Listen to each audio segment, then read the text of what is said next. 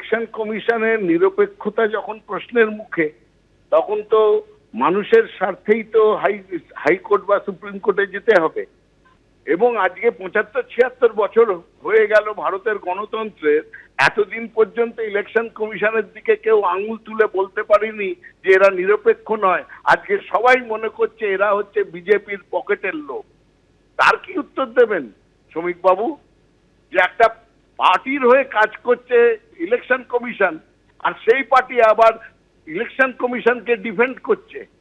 সত্যি ধন্যী আপনারা, ক্ষমতায় আসার জন্য হেন নিচতা বা নিচু কাজ নেই যে আপনারা করতে পারেন না।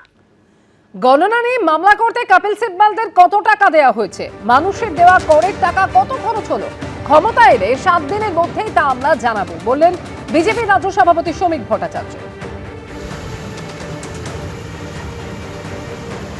ওই গণনা কেন্দ্রিক মামলাটা যে করতে গেছিল না, কপিল সিবালকে কত টাকা ফিস দিয়েছে, আমরা সরকারে এসে আজকের দিনে আপনাদের কত টাকা খরচা হলো, আপনাদেরই ট্যাক্সের টাকা তো, আমরা জানাবো। 7 দিনের মধ্যে কত টাকা সুপ্রিম কোর্টে এবং হাইকোর্টে খরচা করেছে রাজ্য সরকার। আপনি নতুন খারিজ শুনছেন? তৃণমূলকেই মানুষ খারিজ করে দিয়েছে, আর কোনো মামলা খারিজের কথা বলছে। This is the exclusive domain of Election Commission to ensure free and fair, peaceful election.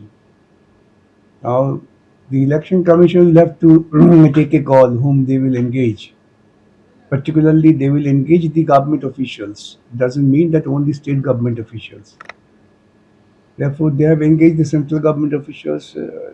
There cannot be any basic ground to cause grievance of it.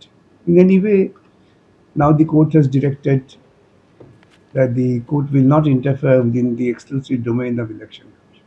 And that was obvious.